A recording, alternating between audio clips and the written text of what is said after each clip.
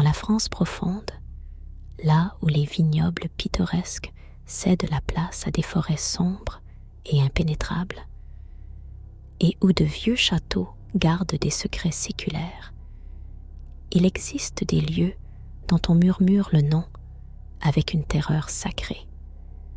Des endroits où l'histoire s'est entrelacée avec l'obscurité, où les pierres ont absorbé la souffrance et le sang. Des lieux, dit-on, hantés par des fantômes. Je vais vous parler de 3 de ces endroits, de 3 des coins les plus effrayants de la France, où la réalité et le cauchemar ne font qu'un. Le premier lieu dont je vais vous parler est le château de Brissac. Majestueux, mais sombre, dominant la vallée de la Loire. Ce château, érigé au XIe siècle, plane sur les environs, tel un gardien de pierre observant les siècles passés. Mais derrière ces murs solides se cache non seulement l'histoire des rois et des ducs, mais aussi la légende de la Dame verte. On raconte qu'au XVIe siècle, une horrible tragédie s'est déroulée en ces murs.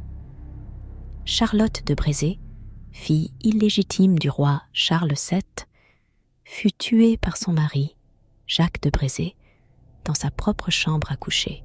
Le meurtre fut motivé par la jalousie. Jacques soupçonnait sa femme d'infidélité. Depuis lors, le fantôme de Charlotte, drapé dans une robe verte, erre avec lenteur dans les salles et les couloirs du château. Nombreux sont les témoins qui jurent avoir vu la Dame verte, sa silhouette spectrale flottant dans l'ombre. Elle leur est apparue comme tissée de brume, avec un visage pâle, se fondant dans la pénombre des pièces antiques. 6 gémissements, emplis d'une éternelle affliction, se faisaient entendre, et la nuit, des pas résonnaient en écho dans le château, surtout dans la tour où, selon la légende, un meurtre avait été commis. Les serviteurs, qui vivaient dans le château, partageaient avec tremblement des histoires effrayantes sur le parfum brutal émanant du fantôme, sur le froid glacial qui perçait l'air en sa présence. Ils racontaient comment la température dans une pièce chutait brutalement dès que son approche se faisait sentir. Certains affirmaient avoir vu le visage en larmes du fantôme, déformé par la souffrance et une tristesse infinie.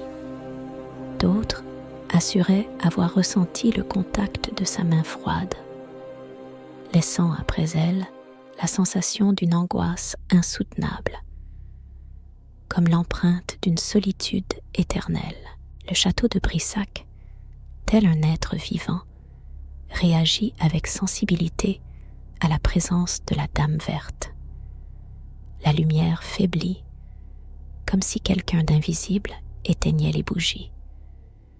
Les portes s'ouvrent et se referment d'elles-mêmes, tandis que des objets se déplacent mystérieusement.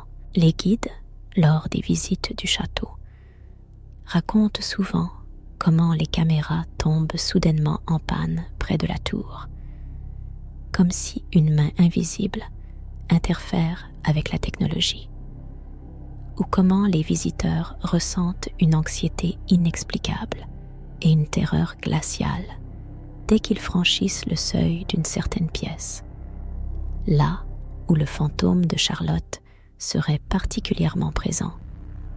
La légende de la Dame verte est étroitement liée à l'histoire même du château. Les Murs se souviennent des fastes des bals et des intrigues des familles royales, mais chuchotent aussi des complots, reflétant l'écho des morts tragiques. Brissac est un lieu où le passé ne disparaît pas sans laisser de traces, où les âmes des défunts continuent leur chemin dans le labyrinthe des chambres et des couloirs.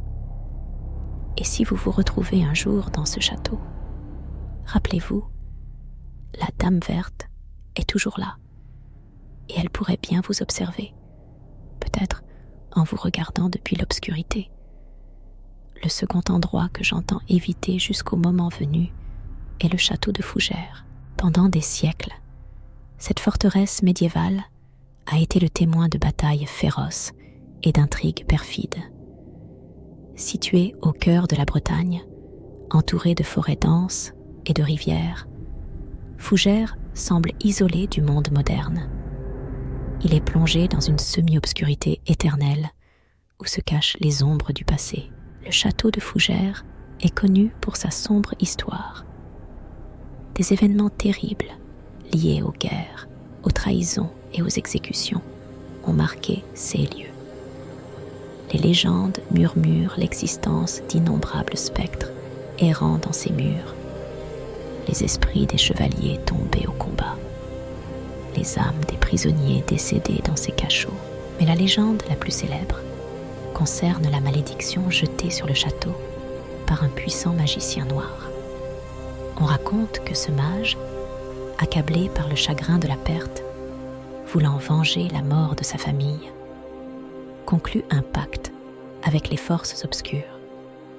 Il maudit le château, le transformant en un lieu de terreur éternelle et de souffrances incessantes.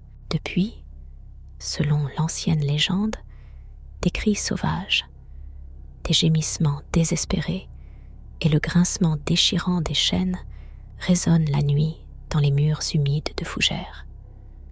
Parfois, dans la pénombre, on peut apercevoir des silhouettes spectrales, errant silencieusement dans les couloirs déserts et les salles majestueuses, telles des âmes piégées entre les mondes. Une place particulière dans cette légende glaçante est occupée par l'image du chevalier noir. C'est le fantôme d'un guerrier, vêtu d'une armure noire comme la nuit, avec une visière impénétrable cachant son visage. Son apparition annonce toujours le malheur, apportant avec elle la prémonition d'une mort imminente. Il apparaissait avant les événements les plus terribles, murmurant des prophéties sur les malheurs à venir, sur ceux qui devaient arriver dans les jours, les mois ou même les années qui suivraient. On disait que celui qui rencontrerait le chevalier noir face à face était condamné à une mort rapide et douloureuse, sans avoir le temps de dire adieu à ce monde. Les habitants chuchotent qu'à Fougères, une pression inexplicable se fait sentir, comme si une force invisible serrait de l'intérieur. L'air ici, disent-ils, est imprégné de peur et de désespoir. À l'intérieur des anciens murs du château, des choses étranges se produisent souvent. Des objets changent de place d'eux-mêmes, des pas se font entendre dans des pièces vides, et le froid transperce jusqu'aux os. Certains courageux, des explorateurs du paranormal, se sont aventurés dans des expéditions nocturnes à Fougères.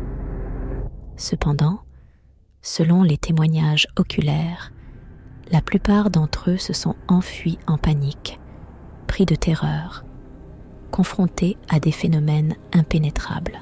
On raconte que certains d'entre eux ne sont jamais revenus, s'étant dissous à jamais dans le mystère sombre du château. Fougères est un lieu où le passé ne lâche pas prise, où l'obscurité vit et respire, enveloppant tout de son manteau collant. La peur ici n'est pas une simple sensation passagère, mais une réalité tangible. Le château, dressé au bord du gouffre, semble attirer, aspirant dans son abîme d'horreur quiconque ose s'approcher. Mais avant de nous plonger dans l'histoire de Fougères, je vous parlerai d'un troisième lieu, tout aussi énigmatique, le cimetière du Père-Lachaise à Paris. C'est un lieu où la mort rencontre l'art, où d'élégantes pierres tombales côtoient des mausolées pompeux, rappelant l'éternelle confrontation entre la vie et l'oubli. Ce lieu, aussi paradoxal que cela puisse paraître, est devenu un symbole de vie, d'attraction et même d'amour. Pourtant, derrière son apparence raffinée et envoûtante, se cache un secret effrayant. Le Père-Lachaise est une véritable cité des morts, le lieu de repos éternel de célébrités, d'artistes, d'écrivains et de musiciens. Oscar Wilde, Jim Morrison, Edith Piaf et beaucoup d'autres y ont trouvé leur dernière demeure. Chaque année, des milliers de touristes viennent ici pour honorer la mémoire de ces grands hommes, déposer des fleurs sur les tombes et simplement flâner dans les allées paisibles imprégnées d'histoire. Mais peu savent que des fantômes hantent ce cimetière. La légende la plus célèbre est liée à l'esprit du compositeur Frédéric Chopin. On raconte que son âme, agitée et mélancolique, erre encore dans le cimetière, visitant sa tombe. Des témoins affirment que dans le silence de la nuit, surtout entre minuit et 2 heures, ils ont entendu les sons de sa musique pour piano, émanant comme d'en dessous de terre, des profondeurs de la tombe. D'autres racontent avoir vu sa silhouette pâle et transparente, errant parmi les tombes, ses yeux tristes semblant chercher quelque chose de perdu. Mais les histoires les plus glaçantes concernent d'autres fantômes qui hantent le Père-Lachaise. On chuchote à propos du fantôme d'une femme dont la vie s'est achevée dans les eaux de la Seine et dont le corps, par un coup du sort, a été rejeté sur le rivage, près du cimetière. On dit que son fantôme apparaît près de l'eau et qu'il pleure encore aujourd'hui son tragique destin. Des rumeurs circulent sur le fantôme d'un jeune soldat tombé à la guerre, qui erre dans les allées à la recherche de sa bien-aimée. On mentionne également les fantômes des victimes de l'épidémie de peste, qui a sévi à Paris dans le passé. Mais la légende la plus effrayante est liée à une figure sombre, surnommé le visiteur de la nuit. Ce spectre n'apparaît que lors des nuits de pleine lune. On le décrit comme un grand homme, drapé dans un long manteau noir qui dissimule son visage. Il erre lentement et silencieusement à travers le cimetière, tel un prédateur à l'affût de sa proie.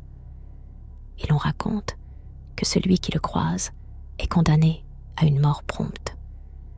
Au Père-Lachaise, particulièrement à la nuit tombée, règne une atmosphère pesante, imprégnée de mystère. Le tumulte de la ville s'éteint et le cimetière plonge dans un silence glacial, aussi trompeur qu'un fil de soie cachant une lame affûtée. Dans ce silence, parfois, un murmure se fait entendre, comme les voix indistinctes des défunts, et des pas résonnent des ténèbres, faisant écho entre les pierres tombales. On ressent parfois une main froide qui effleure l'épaule, une ombre furtive dans le champ de vision, un gémissement qui transperce l'obscurité nocturne. Nombreux sont ceux qui, après avoir visité ce lieu, affirment que l'expérience du Père-Lachaise change à jamais la conscience. C'est un endroit où la mort devient tangible, où l'on prend conscience de la fragilité de la vie humaine, de sa vulnérabilité face à l'éternité. Ici, le réel et l'illusion s'entremêlent en un nœud étrange, engendrant à la fois la peur et une crainte révérencieuse. Après avoir découvert les 3 lieux les plus terrifiants de France, revenons au château de Fougères, un endroit où la peur n'est pas qu'une simple sensation, mais quelque chose de palpable. Je me souviens encore comment j'ai entendu parler de ce château sinistre pour la première fois. Je n'avais alors que 12 ans. Mon grand-père, un vieux breton, était littéralement obsédé par les histoires et les légendes. Il me parlait de Fougères, de son histoire sombre, du chevalier noir, de la vieille malédiction qui, disait-on, planait sur C.S. Terre. Ce récit était si convaincant que je voyais ce château dans tous mes rêves. Je voyais ses murs sombres s'élever vers le ciel, ses tours obscures prêtes à percer les cieux et ses recoins sinistres et mystérieux. Un jour, quand j'ai eu 20 ans, j'ai décidé de visiter Fougères à tout prix. Je voulais voir ce château légendaire de mes propres yeux, entendre ces chuchotements mystérieux de mes propres oreilles et ressentir toute son horreur, toute sa gloire obscure, avec tous mes sens. J'étais jeune, débordant d'énergie et d'une curiosité insatiable. Je pensais que rien ne pourrait m'effrayer, qu'aucun château ne pourrait me cacher ses secrets. Je suis partie seule en Bretagne. Là, j'ai loué une petite chambre dans un hôtel de campagne, situé à seulement quelques kilomètres de Fougères. À la tombée de la nuit, je me suis approchée du château. 16 murs imposants semblaient absorber les derniers rayons du soleil couchant, plongeant tout alentour dans une obscurité profonde. Il se dressait dans les ténèbres, tel un monstre antique, tapi dans l'attente de sa proie. Les portes en fer forgées du château étaient hermétiquement fermées, mais j'ai remarqué une petite fissure, à peine visible, dans la maçonnerie. Après l'avoir franchie, je me suis péniblement faufilée à l'intérieur. Une fois sur le domaine du château, j'ai immédiatement senti que j'étais tombée dans un lieu sinistre. L'air était lourd, imprégné d'une odeur suffocante d'humidité et de pourriture qui s'infiltrait dans mes poumons. À chaque seconde, j'entendais plus distinctement d'étranges bruissements et le froissement des feuilles mortes, tandis que des sons inconnus, glaçant le sang, parvenaient de loin. Je ressentais constamment la sensation d'être observée, comme si un regard suivait chacun de mes mouvements. Ne pouvant plus rester immobile, je commençais à errer lentement et prudemment dans le château. Je me retrouvais dans les cachots sombres où, autrefois, d'horribles actes avaient été perpétrés, où des prisonniers malheureux étaient torturés. Je traversais des couloirs sombres dans lesquels, semblait-il, on entendait encore les échos des pas d'ombres immatérielles. Un froid glacial m'envahit lorsque je pénétrais dans la salle qui servait de lieu d'exécution. Une pression inexplicable, comme une main invisible serrant ma poitrine, m'obligea à retenir ma respiration. Soudain, un bruit strident, semblable à un grincement de métal, fendit l'air. Je sursautai et me retournai. Juste devant moi, sa silhouette sinistre se dressait, le chevalier noir. Il était revêtu d'une armure noire comme la nuit elle-même, et la visière de son casque était baissée, cachant son visage. Il restait immobile, telle une statue taillée dans la pierre noire, et son regard semblait me transpercer. Je ne voyais pas son visage, mais je sentais sa présence, une froideur maléfique, une haine dévorante. La peur me pétrifia, me transformant en statue. N'osant pas bouger, je ne pouvais prononcer le moindre mot. Le froid, tel un poignard de glace, me traversait de part en part. Le chevalier noir fit un pas en avant. À cet instant, je compris que je devais fuir. M'étant brusquement retourné, je m'enfuis à toutes jambes. Je courais, haletant, à perdre haleine. Mais il me poursuivait sans relâche. J'entendais ses lourds pas, le bruit sourd de son armure d'acier. Je me faufilais dans les couloirs, traversais les salles à toute vitesse, montais les escaliers en courant. Je tentais désespérément de trouver une issue de ce sombre château, mais toutes les portes semblaient hermétiquement closes. Je me trouvais pris au piège. Une prison mortelle, une horreur glaciale me saisit, et je sus qu'il était tout près, que son ombre allait bientôt m'engloutir. Je sentais sur ma peau l'approche de sa présence glaçante, sentais les ténèbres s'épaissir autour de moi. Il était tout près. Soudain, un cri sauvage déchira l'air, un cri de ceux qui glacent le sang. Mon cri, je m'effondrai à genoux, en proie à la panique. Et alors, le chevalier noir, incarnation du cauchemar, s'avança lentement vers moi. Je levai les yeux, embué de terreur, et je le vis. Sa visière se souleva lentement, dévoilant un visage que je reconnaîtrais entre mille. C'était le visage de mon grand-père, sillonné de profondes rides, telles une vieille carte gardant en elle d'innombrables secrets. Je me réveillai brusquement. Émergeant du cauchemar, mon cœur battait la chamade et la sueur froide coulait sur mon dos. J'étais allongé dans mon lit, suffocant de peur, dans la chambre étouffante de l'hôtel. Un soleil éclatant inondait la pièce, filtrant à travers les fissures entre les rideaux épais. Le chaos régnait dans ma tête, et je ne parvenais pas à comprendre ce qui s'était réellement passé.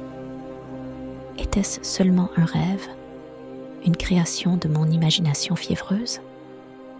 Ou bien la forme spectrale de mon grand-père qui m'était apparue faisait-elle partie de quelque chose de plus grand, quelque chose d'effrayant et d'impénétrable? Je pris la décision de retourner au château. J'étais irrésistiblement attiré par la recherche de la vérité, par la révélation du mystère qui enveloppait ce lieu. Je me dirigeais vers les portes massives, mais elles étaient fermées. Après les avoir contournées, je découvris une fissure dans le mur de pierre et, après m'être difficilement faufilé, je me retrouvai à nouveau à l'intérieur. Le château m'accueillit dans le silence et l'obscurité. Je commençai à errer lentement dans ces couloirs déserts, revenant aux endroits où je m'étais trouvé il y a seulement un jour, là où, la veille encore, planait un spectre. Ne régnait plus à présent qu'un vide sonore. Mais rien, absolument rien. Le chevalier noir avait disparu, comme dissous dans l'air. Je passai plusieurs longues heures dans le château, mais je ne remarquai rien d'inhabituel. Ni bruit, ni ombre, ni le moindre indice de ce qui s'était produit ici de mystérieux. Peu à peu, un sentiment étrange m'envahit. Je me sentais ridicule, voire, peut-être, un peu fou. Je commençais à douter de la réalité de ce qui s'était passé. Et si ce n'était qu'un rêve, un jeu bizarre de mon imagination? Peut-être avais-je tout inventé, mais en retournant à l'hôtel, je le vis. C'était indubitablement lui, mon grand-père. Il se tenait près de la fenêtre, contemplant pensivement le château majestueux qui dominait la ville. Un étrange et sinistre sourire jouait sur ses lèvres, tandis que le regard de ses yeux gris et froids perçait jusqu'au plus profond de mon âme. Lentement, je m'approchai de lui. Je m'adressai au vieil homme. « Grand-père, que faites-vous ici ?» Il se tourna lentement vers moi et son regard s'arrêta sur moi. Ses yeux semblaient dépourvus de toute expression, vides comme des puits. Il prononça d'une voix rauque et brisée : « Tu l'as vu, tu l'as rencontré. Désormais, tu es l'un des nôtres. » À cet instant, je fus foudroyé. Je pris conscience de toute l'étendue de ma situation. J'étais depuis toujours pris au piège, acculé par le destin. J'étais la victime d'une antique malédiction, et il me fallait désormais partager le sort de ceux qui étaient condamnés depuis longtemps. Durant les quelques jours qui suivirent, je m'agitais à la recherche d'une réponse, tel un voyageur égaré.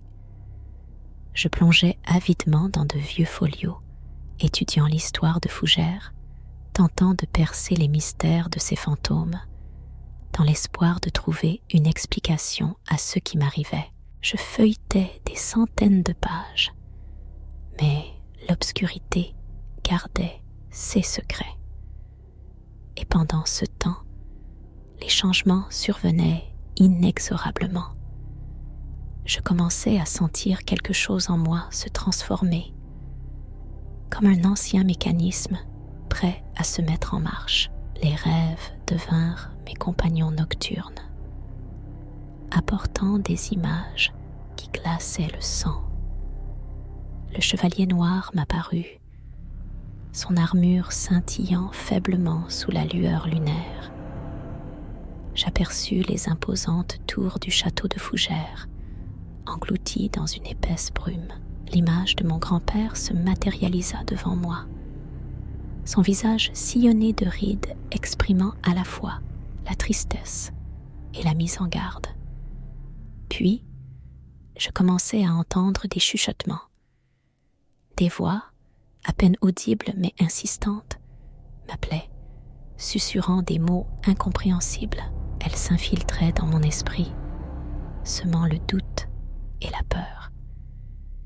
Et puis, finalement, le puzzle se reconstitua. Je compris.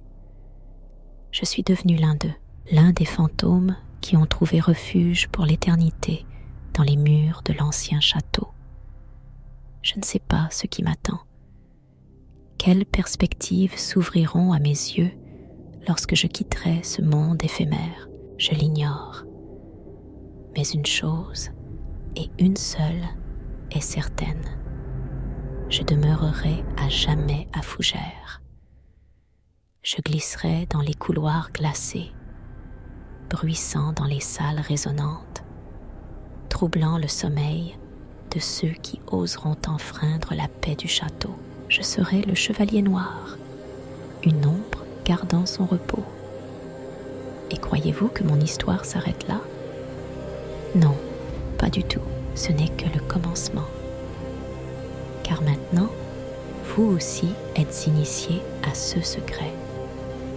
Et vous aussi, vous pouvez devenir l'un des nôtres. Mais revenons au troisième point de notre liste, le cimetière du Père Lachaise. J'étais tout enfant quand j'en ai entendu parler pour la première fois. Ma grand-mère adorée, une femme charmante avec qui je partageais mes plus chers souvenirs, me parlait souvent de ses promenades dans cet endroit merveilleux. Elle aimait flâner dans ses allées, contempler pendant des heures les pierres tombales sculptées, s'imprégnant des épitaphes gravées dans la pierre.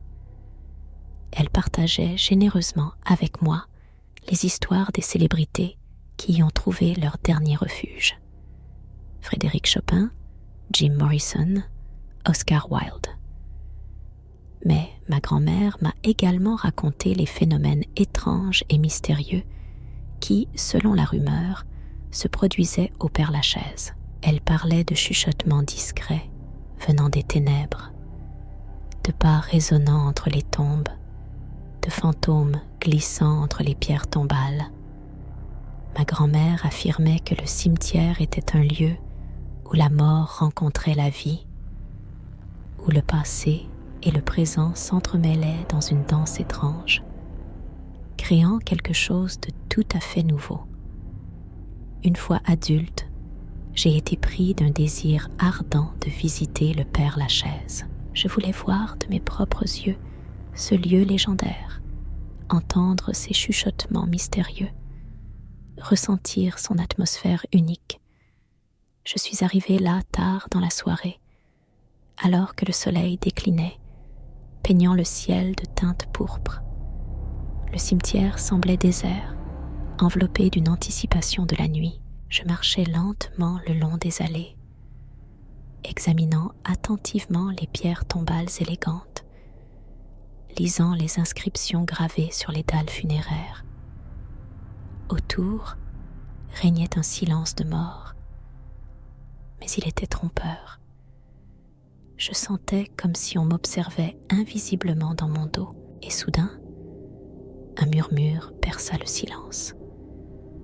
C'était un murmure flou, à peine perceptible, comme si quelqu'un s'adressait à moi dans une langue inconnue. Je me suis retournée, mais autour, il n'y avait que le silence, seulement troublé par le bruissement du feuillage. Pas une âme. Mais le murmure se répéta, cette fois plus distinctement, plus fort, comme si quelqu'un était juste à côté. Le cœur se serra douloureusement quand je reconnus la voix de ma grand-mère. Sans hésiter, je suivis sa provenance, m'engageant dans les allées étroites du cimetière, serpentant entre les rangées de pierres tombales. Les ombres des arbres se déployaient en motifs étranges sur la pierre froide, créant une atmosphère pesante. Je passais devant le tombeau du grand Frédéric Chopin, dont le nom était gravé, tel un rappel de sa musique immortelle. Puis, je dépassais le lieu de repos de Jim Morrison, le leader légendaire des Doors, dont la vie s'était achevée à l'âge de 27 ans. Quelques pas encore, et voici la tombe d'Oscar Wilde, dont le sphinx observait silencieusement le spectacle. Enfin, je trouvais ce que je cherchais, la tombe de ma grand-mère. Elle s'était éteinte il y a quelques années, ne laissant derrière elle que de doux souvenirs et une mélancolie poignante.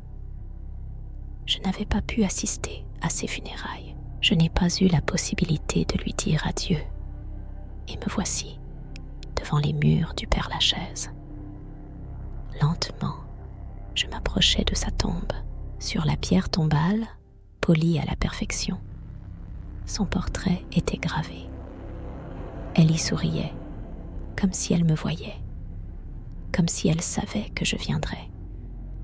Elle ressemblait exactement à ce que j'en avais gardé en mémoire. Une jeune femme de 20 ans, pleine de vie et de projets. Une boule se forma dans ma gorge et les larmes se mirent à couler sur mes joues. Je me rappelais tout ce qu'elle m'avait raconté sur le Père-Lachaise. Je me remémorais ses récits, ses légendes, les histoires fascinantes qu'elle aimait tant, chaque mot, chaque geste, chaque sourire. Tout refit surface dans ma mémoire, vif et présent, comme si elle se tenait à mes côtés. Je compris qu'elle avait raison. Le cimetière, cet endroit où la mort côtoie la vie, où le passé et le présent se fondent en un motif étrange. Dans ce silence, seulement troublé par le bruissement des feuilles et le faible gémissement du vent, j'entendis distinctement la voix de ma grand-mère. Il semblait qu'elle me parlait directement. Sa voix douce, si familière, murmura « Je t'attendais ». Suffoquant d'émotion et de surprise, je lui répondis « Grand-mère, que faites-vous ici ?» Elle répondit « Je suis toujours ici. Je suis toujours avec toi. » Soudain, d'en dessous la terre froide et humide, un son étrange s'éleva. C'était le son d'une musique de piano. La mélodie, enveloppante et mélancolique, était l'œuvre de Frédéric Chopin. Je compris alors que c'était elle. Elle ne jouait que pour moi. Un frisson glacial me parcourut l'échine. Je sentis une caresse glaciale, tel le contact de l'hiver. Lentement, je me retournai. Près de moi, dans l'ombre, il était là, le chevalier noir dans son armure étincelante. Ses yeux, vides comme des puits, me fixaient. Il parla d'une voix sourde et rauque. « Tu es des nôtres, Je hurlai d'effroi et m'enfuis à toutes jambes. Mes jambes me portaient en avant, seule à travers les allées étroites, serpentant entre les pierres tombales sinistres, comme dans un labyrinthe cauchemardesque. Où courir? Que faire? Le chaos régnait dans ma tête, mais une peur glaciale me poussait en avant. Je sentais la poursuite se rapprocher implacablement, me suivant de près. Soudain, trébuchant sur une racine d'un vieil arbre, je m'écroulai au sol, me cognant à une pierre froide. L'instant d'après, des mains puissantes m'agrippèrent et je sentis le monde basculer autour de moi.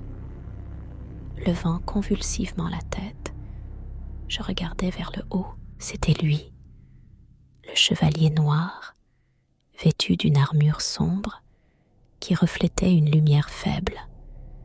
Un sourire sinistre se dessina sur son visage, faisant frissonner le long de mon échine. Il ricana, et ce son résonna dans mes oreilles, comme un présage de malheur. Le chevalier articula « Bienvenue à la maison ». Je sursautai et me réveillai aussitôt. Ouvrant les yeux, je me retrouvai dans mon lit. Le soleil brillait à travers la fenêtre, inondant la pièce de ses rayons. Pourtant, la sérénité du matin ne put dissiper l'horreur qui m'avait envahi. Mon cœur, toujours agité dans ma poitrine, me rappelait le cauchemar que je venais de vivre. Je ne parvenais pas à comprendre ce qui s'était passé. Était-ce seulement un rêve, une illusion étrange, ou bien était-ce une réalité cauchemardesque dont j'étais prisonnier, incapable de maîtriser les doutes qui me tourmentaient? Je résolus de retourner au Père-Lachaise. J'étais irrésistiblement attiré vers l'endroit où reposait ma grand-mère. Je désirais ardemment connaître la vérité, percer cette énigme qui me rendait fou. Errant parmi les pierres tombales, je recherchais sa sépulture, celle qui avait gardé en mémoire mes visites d'enfance. Enfin, ayant trouvé l'endroit désiré, je demeurais pétrifié d'étonnement. La tombe, noyée dans une herbe épaisse, paraissait abandonnée, comme si elle n'avait pas été visitée depuis de longues années. Mon regard se posa sur la dalle funéraire. Le nom gravé, si familier et cher, me serra douloureusement le cœur. Et la date, sur la pierre était inscrit mon nom, et à côté, la date de ma mort. La date de ma mort, 6 mots s'abattirent sur moi comme un torrent glacé d'horreur. Je restai là, pétrifié par la peur, réalisant une vérité monstrueuse. Tout ce temps, toutes ces années, j'étais mort, un fantôme, condamné à errer éternellement entre les mondes. Et maintenant, prenant conscience de cela, je compris que je ne pourrais jamais sortir de cette prison fantomatique. Soudain, une voix douce, mais si familière, parvint à mes oreilles, la voix de ma grand-mère. Elle semblait murmurer directement à mon oreille « Tu es désormais l'un des nôtres ». Et à cet instant précis, je le vis, le chevalier noir. Sa sombre silhouette, prisonnière d'une armure étincelante, apparut à mes côtés, tel un spectre surgi d'un cauchemar. Il était là, avec moi, en ce lieu où le temps s'était arrêté et où la mort était devenue éternelle. Il sourit, et ce sourire me parut sinistre. Puis, il prononça « Bienvenue dans l'éternité ». Depuis lors, j'erre dans le Père-Lachaise. Il semble qu'une éternité se soit écoulée, ou peut-être seulement quelques instants. Autour de moi errent d'autres spectres, leurs silhouettes translucides glissant entre les pierres tombales. Je vois leurs visages tristes, leurs yeux vides où s'est figée une éternelle mélancolie. J'entends leurs murmures, faibles, à peine audibles, comme s'ils provenaient d'un autre monde. 6 voix racontent des amours perdus, des rêves brisés, une vie vécue qu'on ne peut plus retrouver. Je ressens leur froid qui me transperce jusqu'aux os. C'est le froid des tombes, le froid de l'oubli, le froid de l'éternité. Je comprends qu'il n'y a pas d'issue. Je resterai à jamais ici, prisonnier de ce cimetière sinistre, perdu parmi des milliers d'autres âmes. Et vous aussi, vous ne pourrez jamais partir. Si vous entendez ce récit, si mes mots ont atteint votre oreille, alors vous êtes en danger, car le Père Lachaise vous attend déjà. Il désire ardemment emporter une nouvelle âme dans ses froides étreintes. Le Chevalier Noir vous attend, et vous aussi, vous ferez partie des nôtres. Cette histoire n'a pas de fin. C'est l'histoire d'une horreur éternelle, une histoire qui s'étend à travers les siècles, sans connaître le sommeil ni le repos. Et maintenant, elle est la vôtre. Vous l'avez reçue en héritage, comme une malédiction, comme une ombre qui vous hantera à jamais. Soyez prudent, méfiez-vous de chaque bruit, de chaque regard, de chaque mot. Mais attendez, j'ai oublié quelque chose. J'ai oublié de vous parler de l'essentiel.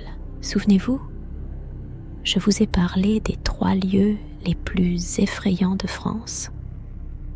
Château de Brissac, Fougères et Père-Lachaise. 3 lieux imprégnés de sang et de crainte, gardiens de leurs sombres secrets depuis de nombreux siècles. Je vous ai menti. En réalité, il existe encore un lieu où le pied de l'homme n'a jamais mis le pied, un lieu plus terrifiant que tous ceux dont je vous ai parlé, un lieu où règne l'horreur primordiale, la source de tous les cauchemars. Ce lieu, c'est vous-même. Vous croyez que les histoires de fantômes ne sont que pure invention, rien de plus que des contes pour enfants, capables d'effrayer un instant. Vous pensez pouvoir échapper à la peur avec désinvolture, vous cacher derrière un épais voile d'indifférence? Oh, comme vous vous trompez, la peur réside en vous, tapie dans les recoins les plus sombres de votre âme, prête à jaillir à tout instant. L'obscurité, elle aussi, est en vous, tourbillonnante et chuchotante, nourrie par vos peurs et désirs les plus secrets. Le fantôme, c'est vous-même, le reflet de votre essence, gravé à travers les âges. Vous êtes comme le château de Brissac, gardant dans ses murs de pierre les secrets du passé, les échos des regrets et des souffrances non dites qui errent encore dans ces couloirs. Vous êtes la personnification de Fougères, la ville où les cauchemars prennent vie, où de sombres secrets enveloppent les rues, les plongeant dans une obscurité impénétrable. Vous êtes le Père-Lachaise, le cimetière où la mort danse avec la vie, où vous-même devenez un fantôme, errant parmi les pierres tombales. Vous êtes l'incarnation de l'horreur, son essence, sa personnification, et vous ne pourrez jamais vous échapper de ces étreintes serrées, jamais fuir votre propre nature. Chaque fois que vous entendez ces histoires glaçantes, chaque fois que la peur glace votre cœur, vous faites un pas de plus vers cet endroit, plus près de vous. Vos doutes et vos peurs s'intensifient, se matérialisent. Et lorsque, enfin, ce moment arrivera quand l'obscurité vous engloutira tout entier, lorsque vous serez au cœur du cauchemar, vous découvrirez la vérité. Vous comprendrez que vous êtes un monstre, une création de vos propres angoisses, l'incarnation des ténèbres qui sommeillent en vous, et vous l'avez toujours été. Maintenant, je vous prie, fermez les yeux. Imaginez une obscurité profonde, impénétrable, un froid glacial qui vous transperce jusqu'aux os, et un chuchotement discret qui glisse sur votre peau comme des doigts glacés. Sentez-vous en cet endroit, un endroit où il n'y a ni lumière, ni chaleur, ni salut. L'endroit qui vous engloutira à jamais.